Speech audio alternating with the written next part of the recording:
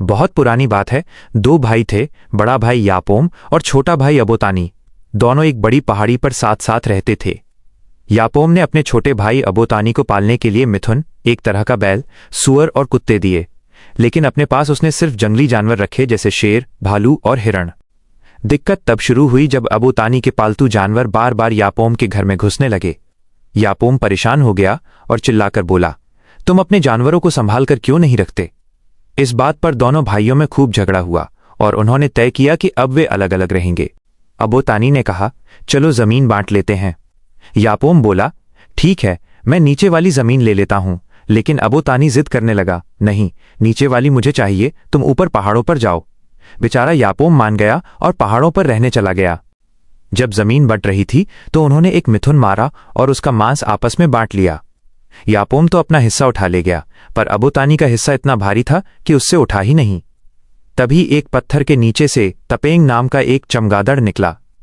अबोतानी ने उसे मदद के लिए बुलाया, पर वो चमगादड़ धोखेबाज निकला। वह सारा मांस चुराकर अपनी गुफा में भाग गया। जब अबोतानी को पता चला तो उसने चमगादड़ को पकड़ लिया। वो उसे जान से मारने ही वाला था कि चमगादड़ ने उसे बातों में फंसा लिया। उसने कहा, मुझे मारो मत, बस मेरे पंखों पर लकड़ी बांधकर आग लगा दो। अबोतानी ने वैसा ही किया और इसी वजह से चमगादड़ झुलसकर काला हो गया। लेकिन चमगादड़ मरा नहीं।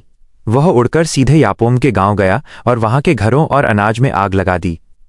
यापोम को लगा कि ये सब उसके भाई अबोतानी ने करवाया है, इसलिए दोनों में लड़ाई शुरू हो गई।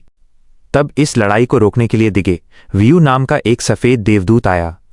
उसने दोनों को अलग किया और फैसला सुनाया। अबोतानी से इंसानों की नस्ल चलेगी और यापोम से आत्माओं भूतों की। उसने दोनों के लिए कुछ नियम भी लिखे। अबोतानी के लिए उसने जानवर की खाल पर नियम लिखे और यापोम के लिए पत्थर पर। अबोतानी अपनी खाल वाला कागज घर ले आया, लेकिन एक दिन उसे इतनी तेज भूख लगी कि उसने उस खाल को ही भूनकर खा लिया। बस यही वजह है कि अबोतानी की औलादें यानी हम इंसान पढ़ना लिखना नहीं जानते थे, क्योंकि हमारे पूर्वज ने तो पढ़ाई लिखाई ही चबा डाली थी।